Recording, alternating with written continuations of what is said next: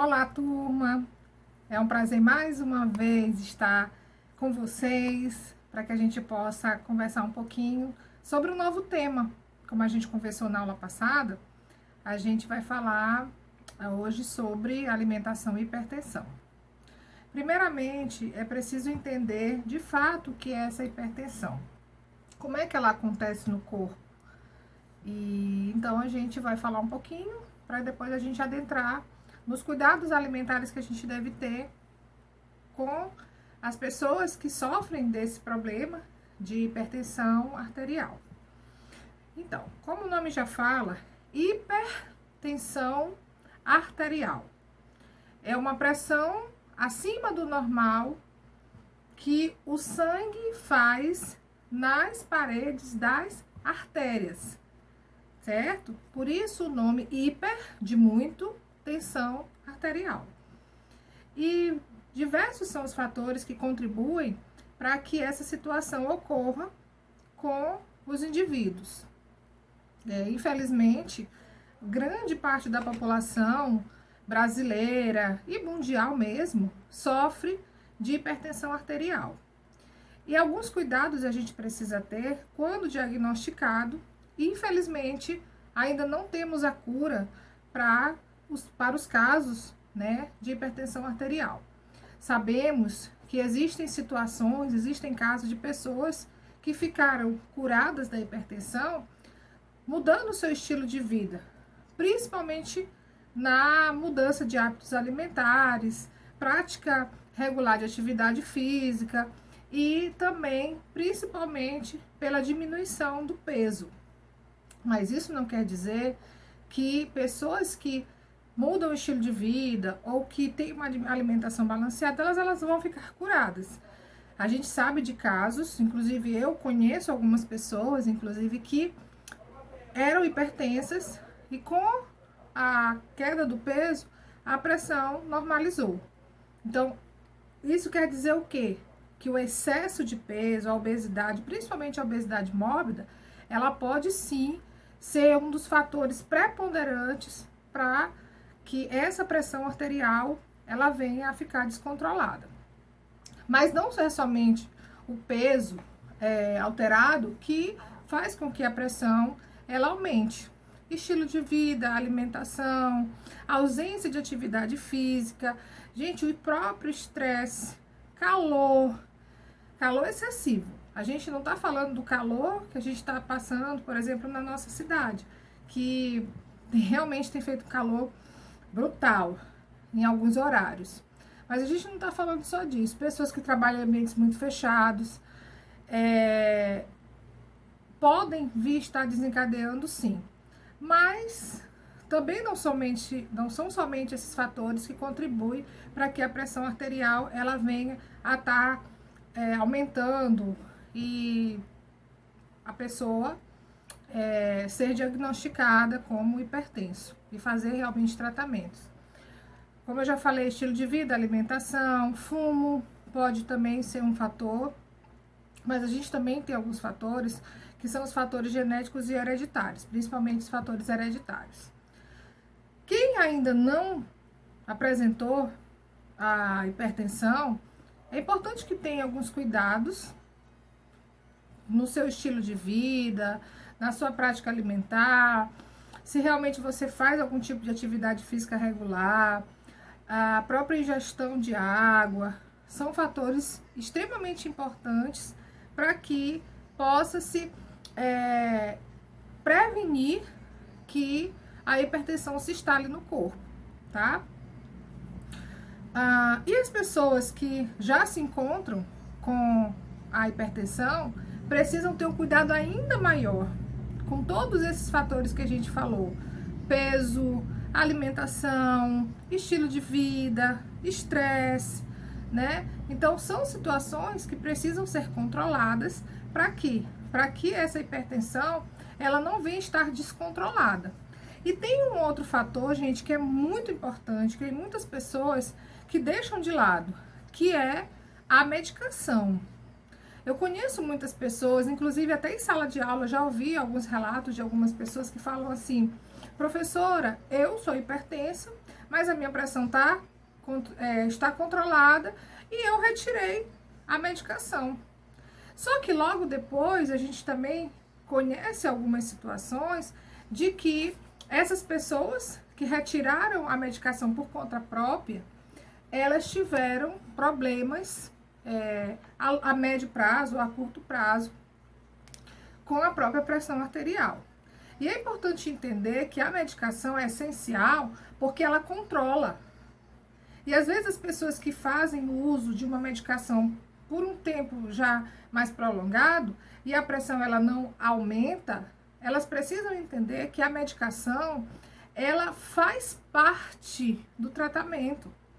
E que se você retirar essa medicação ou você fizer a troca da medicação sem consentimento do seu médico, do seu cardiologista, isso pode prejudicar muito a sua vida. Então, gente, muito cuidado. Pessoas que são hipertensas precisam fazer o acompanhamento médico com o cardiologista, fazer os exames regulares, não deixar de tomar a medicação e deixar de estar ouvindo muito o que às vezes um vizinho fala: eu sou hipertensa, eu tomo medicação X, eu sou... Então, que você faça realmente, siga as orientações do seu médico. Além do médico, obviamente, é importante que você tenha uma orientação de um nutricionista, do endocrinologista, para quê? Para que possa estar acompanhando como é que está sendo a sua alimentação. E realmente, vamos pensar, como é que está sendo a sua alimentação? Independente se você é hipertenso ou não, você está cuidando direitinho dessa alimentação? E como a gente está conversando um pouco sobre hipertensão, eu queria deixar para vocês algumas dicas do que é importante que vocês façam o consumo e daquilo que vocês devem evitar e, na verdade, retirar da sua vida, certo?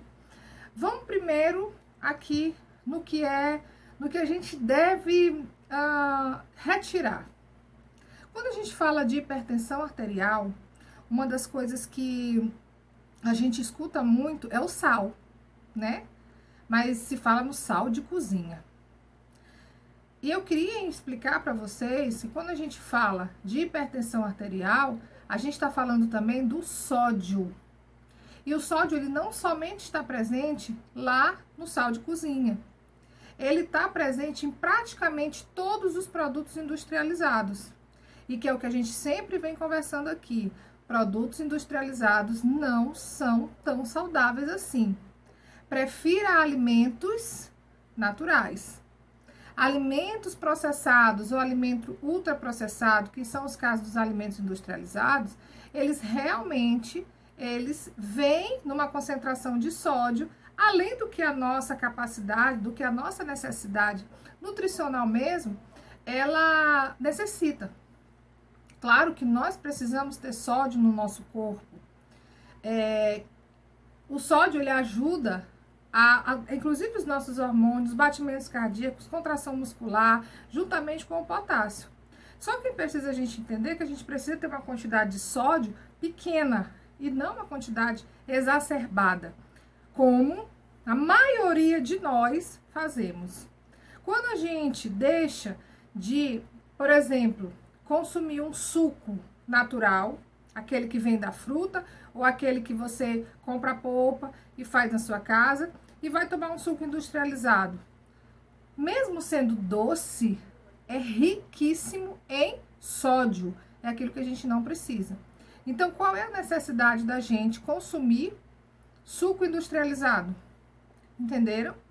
Então, assim, se a gente pode fazer trocas saudáveis, por que não a gente não adotar esses hábitos alimentares mais saudáveis, né? Carnes. Existem vários tipos de alimentos industrializados que, para que eles possam ter um tempo de validade maior, eles precisam ter conservantes. Inclusive, aqueles alimentos que vem lá, não contém conservante, gente, ele tem conservante sim. Nenhum alimento industrializado, ele, por si só, ele tem um tempo de validade mínima se não tiver um conservante. E praticamente todos os conservantes industrializados, eles contêm uma quantidade significativa de sódio. E é aquilo que a gente não precisa, tá? Vamos lá. Temperos industrializados, né? E eu vou citar algumas marcas aqui, até porque não vejo problema nisso. Quando você utiliza, por exemplo, aquele Sazon, Maggi, caldos, temperos completos, aqueles temperos que vêm num potinho, pasta de alho industrializada. Por que você não faz a sua pasta de alho em casa, né? Então, temperos completos, vamos tentar ao máximo fazer os nossos temperos em casa. Já algumas vezes já coloquei isso aqui durante os nossos encontros, não só aqui, como também em sala de aula, de que a gente precisa priorizar os alimentos naturais e o limão na hora da preparação. Porque o limão, gente, ele faz com que o sal, ele impregne um pouco mais na comida, principalmente na carne. Então, temperar um pouquinho ele antes com limão e colocar um mínimo de sal vai acentuar o sabor e vai deixar o sabor muito mais gostoso, certo? Sal de ervas. Nós já falamos algumas vezes isso daqui. Vou colocar mais uma vez aí no grupo sobre a receitinha do sal de ervas, que o sal de ervas faz com que a quantidade de sal que você coloca na sua refeição, né, na sua comida, na sua preparação, ele seja diminuído e a gente acentue o sabor da comida com o sabor das ervas, tá certo? Vamos pensar aqui mais em alguns alimentos que a gente não deve consumir. A gente precisa entender que, mais uma vez, que os alimentos que contêm sódio não são somente aqueles alimentos que têm o sabor salgado. Da mesma forma como a gente conversou há 2 semanas atrás, que a gente vem falando sobre diabetes, que às vezes você fala assim, mas o diabético ele deve evitar o açúcar, mas aí você vai pensar no arroz, o arroz é salgado e tal. Nem sempre os alimentos que são ricos em sódio são aqueles alimentos que são salgados. Muitos alimentos que têm o sabor adocicado, eles também são ricos em sódio. Volto a dizer, principalmente aqueles alimentos que são industrializados, tá bom? Professor, o que eu devo fazer? Como a gente já falou aqui, alternativas para mudança de hábito alimentar. Eu digo, na verdade, não é nem de hábito alimentar, mudança no momento da preparação do seu alimento, mudança nas escolhas corretas de alimentos saudáveis. Vamos preferir, gente, alimentos naturais. Vamos preferir comer mais frutas, mais verduras, mais legumes, tomar suco da fruta ou de polpas, certo? Que nossas carnes, elas sejam, de preferência, mais frescas, compradas no frigorífico, de boa procedência. Que a gente evite estar consumindo produtos de prateleira de supermercado, a não ser aqueles que realmente a gente precisa avaliar se eles são essenciais dentro da nossa casa. E para a questão da hipertensão, a gente precisa também observar como é que está sendo o nosso estilo de vida.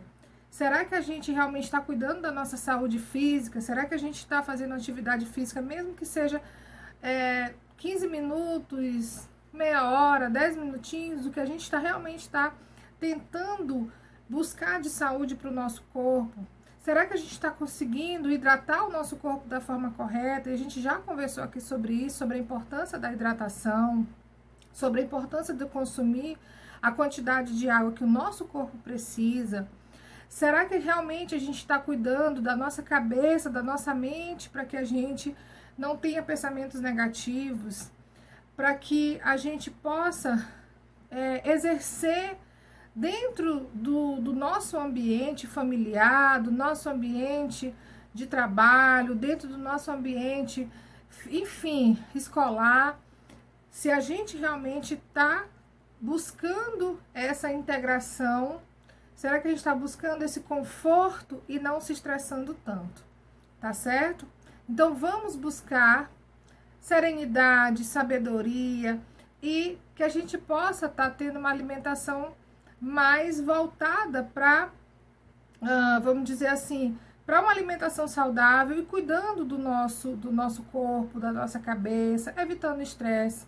Nós sabemos que a vida está tão corrida, a gente está vivendo um período de pandemia, de tantas incertezas, mas a gente tem uma certeza de que Deus está acima de tudo, que Deus está acima de nós e que Deus está cuidando da gente. E a gente realmente não pode perder a fé, porque Deus está olhando por nós. Semana que vem a gente retorna, ainda falando sobre alimentação e hipertensão, trazendo algumas dicas. Eu vou colocar também no grupo algumas dicas específicas para que vocês possam estar seguindo. E vou ficar muito feliz se vocês me questionarem, que vocês dessem o retorno para a gente de que realmente vocês estão assistindo nossas aulas, de que vocês estão acompanhando, e vocês que são hipertensos, que a gente também possa estar tirando dúvidas e falando ainda mais sobre alimentação para hipertensos. Eu deixo o meu beijo carinhoso em todos, agradeço pela atenção e a gente se vê então na próxima semana. Fiquem com Deus. Tchau, tchau.